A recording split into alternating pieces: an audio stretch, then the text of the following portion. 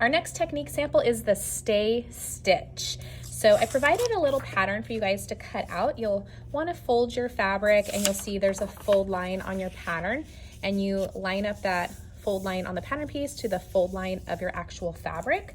Go ahead and just pin the fabric to your pattern so that's secure and easier to cut out that way. Okay.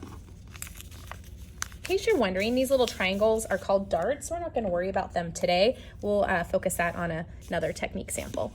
Okay, so now I'm using this as a template, and I just really want to cut out the shape of this pattern piece.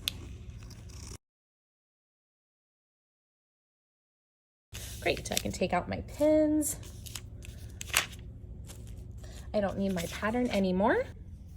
Okay, unfold your fabric, and there we go. We have a little bodice sloper, little neckline, shoulder seam, armhole, side seams, hem. This is the front. It would get sewn to a back, maybe you have sleeves, etc. But we're just doing a technique sample for today.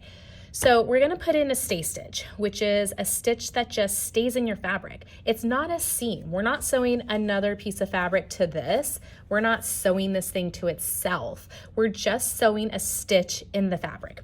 And the reason why is we are trying to keep the shape of the curves.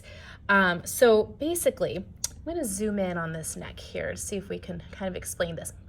You know, this fabric is a plain weave, and it had all these little warp yarns going up and down, and it's got the weft yarns going left and right.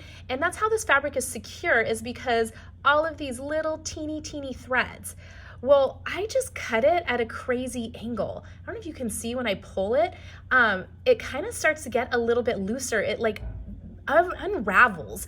And I know when you're just looking at it, you know, from far away, you don't notice it unraveling, but sometimes when we cut out our pattern pieces, we put it in our bags, we walk to class, we move around, it starts to really unravel to where it doesn't match this shape completely anymore. It gets to be a little bit different. So you'll notice in a lot of your patterns, the first instruction step will tell you to put in stay stitches along the curves. So it'll be inside the seam allowance because we don't want to see it. So if my seam allowance was 1/2 inch, we want to make sure our stay stitch is less than 1/2 inch. You'll back stitch because you want this to stay in forever, and you'll just sew pretty close to your raw edge. Okay, and you back stitch when you're done. So you usually see it in necklines a lot, and you also see it at waistlines, like of skirts or pants. The armhole has a curve, although I don't really see instructions for stay stitching armholes, and I'm not really sure why, but you could put it there if you wanted, since it is a curve. Okay, so all I'm requiring you to do is do a little back stitch at the top, sew all the way down, and come back here and back stitch, and you're fine. There is a next level of quality, which is directional stay stitching. And basically, couture sewing argues that when you sew a garment at a machine, it's automatically stretching your fabric as you sew. So they recommend always sewing from the top of your garment down. That way, when you're done sewing your garment, if anything is crooked at the bottom, you can fix it when you hem your garment, okay? Whereas if you sewed up and you kind of like reshaped the top part, it's really hard to reshape like a curved neckline. So basically directional stay stitching is sew at the top, back stitch, sew down, and then when you get here where you start changing directions to actually going up, you stop and you back stitch. Then you take it out of the machine and you bring it back up over here and you start at the top on the other side, back stitch, sew down. When you get to the very lowest part, back stitch. So it's a little bit more time consuming, but it's argued that it's just slightly better quality. So that's called directional stay stitching. You can do either one. You can just do regular stay stitching, going, you know, starting at the top, going down and back up, or if you want to try directional stay stitching where you start at the top and meet at the middle, that's fine too. Okay, I'm gonna go ahead and take this to the sewing machine.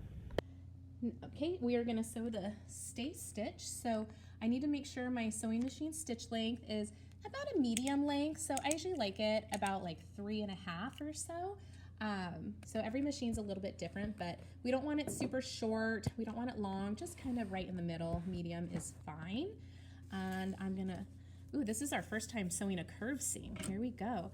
So I'm gonna do less than 1/2 inch. So I think what I'm gonna do is 1/4 inch. So I'm gonna line up the raw edge of my fabric against that engraved line next to 1/4. And I'm gonna get my needle down, and I am gonna back stitch. I'm gonna sew forward, now I'm gonna sew backwards. Great. I'm just gonna do my best to make sure that the raw edge is lined up on the line next to the needle. It doesn't really matter if it's lined up down here because it's a curve.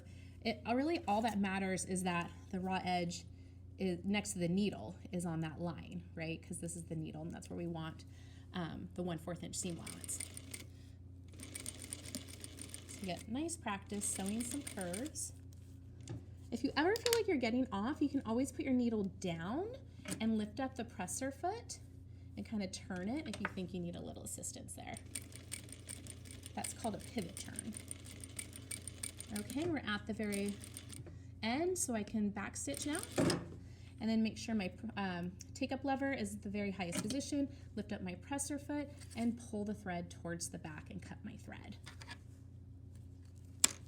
And voila, I have a stay stitch. There we go.